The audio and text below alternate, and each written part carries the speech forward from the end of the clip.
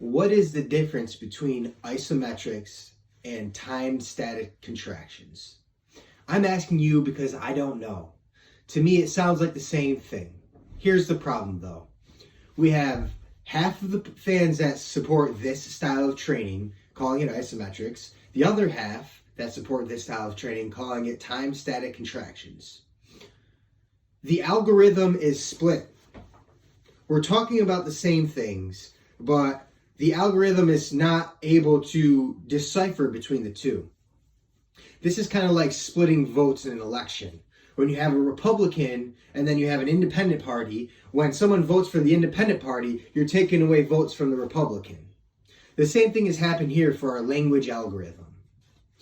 Language is extremely important when it comes to something that is not mainstream. We need to make sure we're on the same page here. Here's a couple thoughts. Isometrics, that's 4 syllables. Isometrics, that's 4, okay? Here we go. Timed static contractions, that's 7. 7, not a math guy. 4 is better than 7. We're more efficient when we call it isometrics. Also, I've already been calling it isometrics now for 2 years. So I don't really want to go through the process of rebranding to call it timed static contractions. Me being lazy or smart, I'm going to continue to call it isometrics. Another reason, isometrics just sounds cooler. Like, it's iso and it's metrics. Like, it just sounds cool. It kind of flows off the tongue. Timed static contractions, it sounds like too much. It sounds like science class.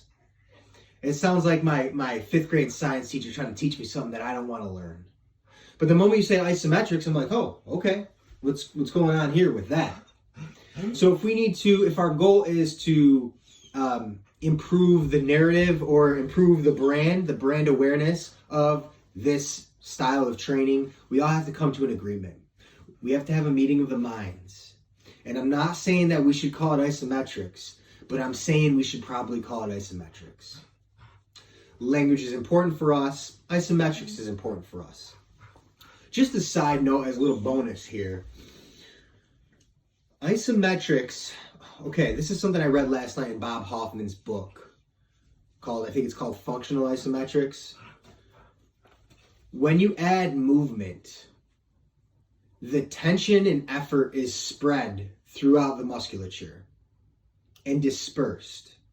So it almost, it forces the body to perceive less effort. When you take away movement, doing an isometric contraction, the tension and effort is focused.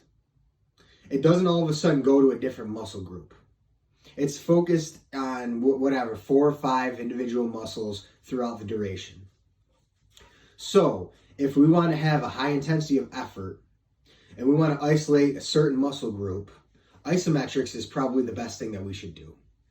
And again, I'm going off of logic here. I'm sure there's science and studies that support this, but like Albert Einstein did, I'm going to come up with the ideas, or I'm going to steal ideas. I'm going to let the scientists take care of the data and the studies. And if the logic is right, the studies will support the logic.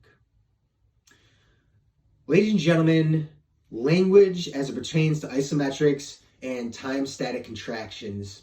If you know the difference between the two, comment down below. But like, if it's minuscule, then why even bother? Like, if there's a huge difference between the two that I'm unaware of, let me know. But if it's just semantics and there's small little tiny details that are different, then forget it. Let's just call it isometrics. Ladies and gentlemen, it's Christmas Eve. I'm in the woods again with my dog. I'm going up to my in-laws tonight. It's my daughter's birthday tomorrow. It's just a great time to be alive. Ladies and gentlemen, over and out.